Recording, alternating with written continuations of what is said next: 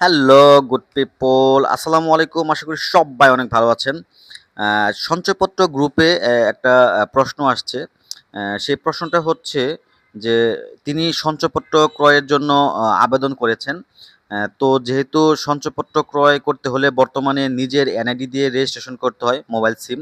তো তিনি সেভাবেই ফর্ম ফিল আপ করে জমা দিয়েছিলেন, কিন্তু তার সঞ্চয়পত্রটি ফেরত আসছে। তার কারণ হিসেবে দেখানো হয়েছে যে তিনি যে সঞ্চয়পত্রের নমিনি দিয়েছেন, সেই নমিনির আগে থেকে একটা সঞ্চয়পত্র ক্রয় করা ছিল এবং সেখানে তিনি যে নাম্বারটা ব্যবহার করেছিলেন নমিনি, সেই নাম্বারটা তার নিজের এনআইডি দ্বারা রেজিস্ট্রেশন করা ছিল না, অন্য কারো এনআইডি দ্বারা কেনা সিম ছিল আর কি। তো তিনি নতুন এনআইডি দিয়ে যে সিম ছিল সেটা আবার দিয়ে আবার সঞ্চয়পত্র করেছিলেন, কিন্তু সেটাও ফেরত আসছে। তো এখন ব্যাংক থেকে বলছে যে এটা মোবাইল নাম্বার চেঞ্জের জন্য আবেদন দিতে হবে। নমিনির মোবাইল নাম্বার চেঞ্জের জন্য ২০ থেকে ২৫ দিন সময় লাগবে। এখন তার কি করা উচিত?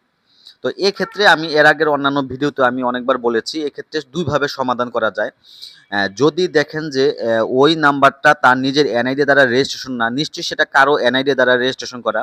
সে যদি থাকে তাহলে তার থেকে মালিকানা চেঞ্জ করে ওই নমিনির নামে দেয়া যাবে। এটা হচ্ছে একটা সমাধান।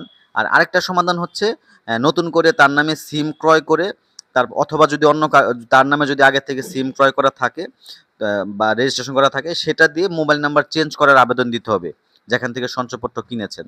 তো এটা যেহেতু ২০ থেকে ২৫ দিন, অনেক সময় ১ মাস ২ মাস পর্যন্ত সময় লেগে যায় মোবাইল নাম্বার পরিবর্তন হতে। তো সবথেকে সহজ সমাধান হচ্ছে মালিকানা চেঞ্জ করা, যেটা সেটা অপারেটরে গেলেই ১ দিনের মধ্যেই চেঞ্জ করে দিবে।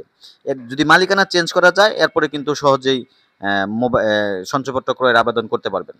আসসালামু আলাইকুম।